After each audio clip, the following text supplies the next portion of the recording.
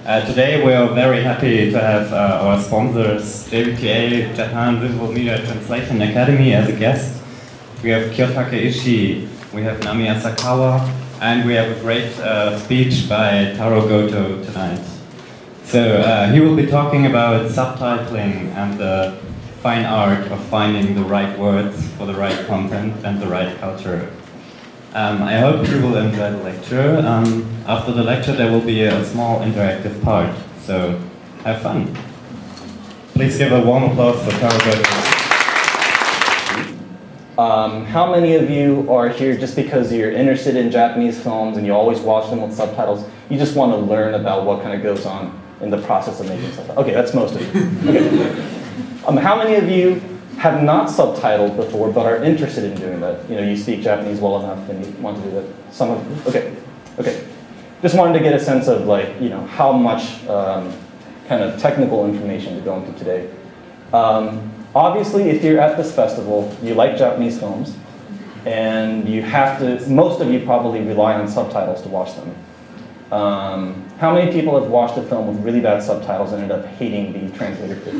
Some of you? Only some? Most of you are pretty happy with the subtitles? This film? Huh? This film or other films? Any other films, you know. Sometimes. I'm pretty sure that most of you have seen, you know, what might have been a really good film. Well, in Germany, we're lucky if the films are subtitled at all. Oh, because they're often dubbed. If they're not dubbed, you know, most of the films are dubbed in Germany. Including Japanese films. Oh no, Japanese films rarely, but they never come on cinema. I see. So it's an economic decision often, isn't it? Because subtitles are already in there with English subtitles. Actually, with Japanese films that are released in Germany, most of them are subtitled in German for the release. Is that correct? Okay, that's good. Most of them are even dubbed now because you have problems selling a DVD without a German dub on it. Right, right.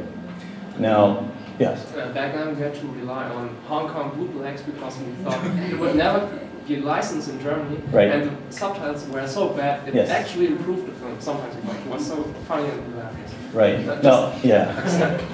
Bootlegs are often subtitled by people who are not professional subtitlers. They're just, you know, people who just get paid very, very little money to just get it in there and then get it out. And yes, they give the films a bad name often. Hopefully you usually recognize that there might be a good film back there.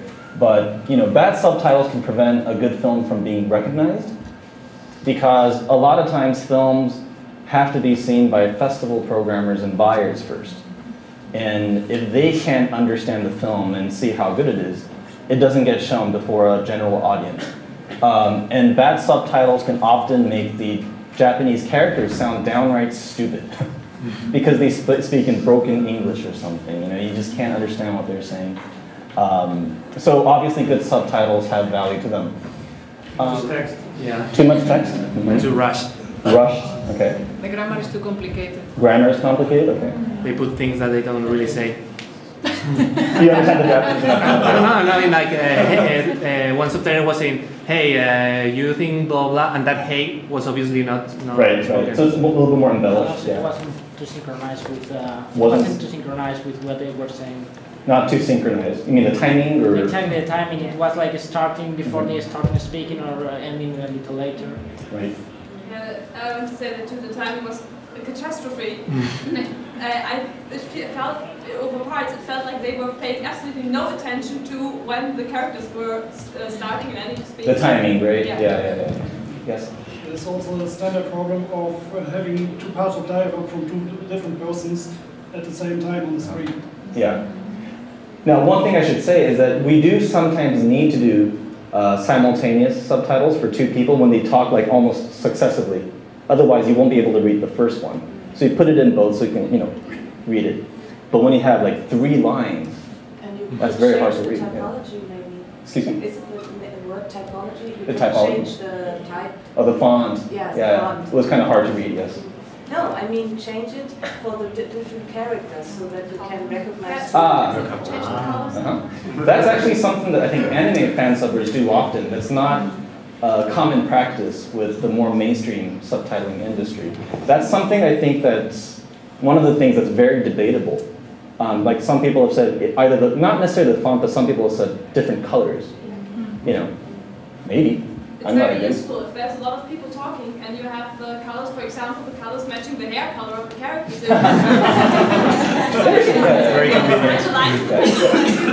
It's useful. I think that's very, very a valid point. If I were to play the devil's advocate, I might say that you have two different colors. It starts to bring a lot of attention to the color, and you're kind of looking at that instead of really kind of letting the subtitles come into you, which is what a lot of people might say. But I think you guys are all kind of nailing it. In the defense of the translator, what happened, I think, with this is that they had a translator do the script for the voice dub. And instead of having somebody do separate translations for the subtitles, which is a very different ballgame, they just took the script for the voice dub and just put it right on top. And it followed that timing. So it's one example of how somebody's really not paying attention to the importance of subtitles and to do that really special. And that's a different ballgame from translating for voice dubs. So it's ignoring all sorts of rules with English subtitling. Okay. One thing, so we're going to talk a little bit about the kind of the standard rules and guidelines of subtitling. And this is not completely standardized. A lot of different companies have their own set of rules, but we've kind of tried to kind of get a certain, we did a casual survey of what we see out there and kind of came up with what we think are acceptable practices. First of all, we limit the subtitles. We limit the subtitles to a maximum of 2 lines. Subtitles obviously